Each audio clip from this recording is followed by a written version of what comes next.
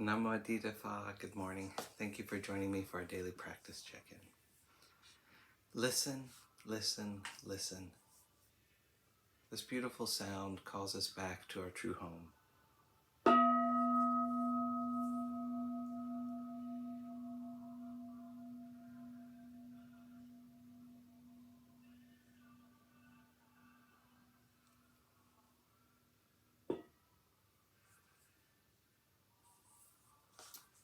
The second mindfulness training. Aware of the suffering caused by exploitation, social injustice, stealing, and oppression, I vow to cultivate loving kindness and learn ways to work for the well-being of people, animals, plants, and minerals. I will practice generosity by sharing my time, energy, and material resources with those who are in real need. I'm determined not to steal and not to possess anything that should belong to others. I will respect the property of others, but I will prevent others from profiting from human suffering or the suffering of other species on earth.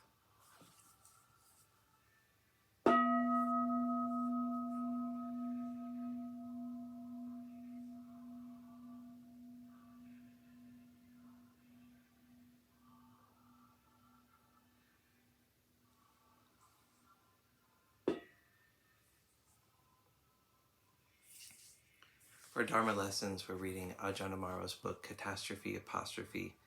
This morning, we're continuing a section on feeling, conditions, craving. Once the mind crosses that bridge between feeling and craving, between Vedana and Tanha, then it becomes more and more difficult to turn back. Maybe a better image is getting onto a train.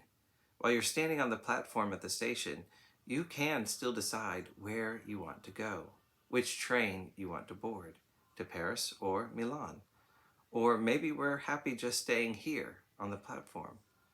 But once we get on that train and it starts to move, we follow that desire and there is an engagement with that object.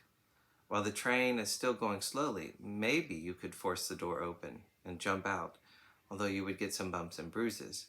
But once the train is up to full speed, you can't jump off.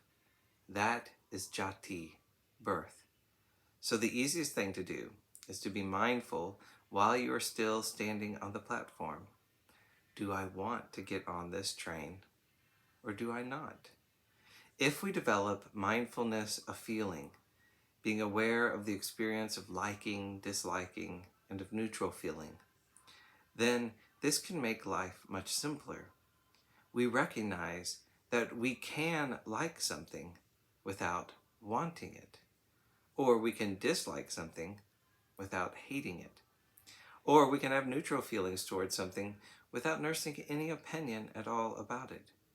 In that way, we give ourselves a great deal of freedom in life. Once we have plucked that fruit from the tree, it cannot be put back on the branch. So we become limited by the results of that act. Our freedom is lost. This principle goes against a lot of our current cultural conditioning. In the West, we put a lot of effort and money and energy into getting lost in what we like, and what we love, and what we hate. We pay good money to get carried away by that train. I'm speaking from my own experience. There can be a certain thrill and excitement that comes from being carried away, from that type of absorption, biting the apple. But some of us are tired of experiencing the bit that comes after, the sorrow, lamentation, pain, grief, and despair.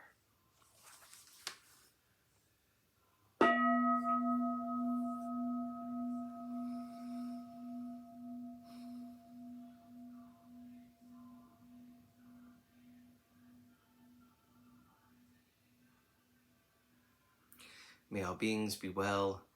May all beings be happy. May all beings be peaceful. Sadhu, sadhu, sadhu. Thank you for joining me today.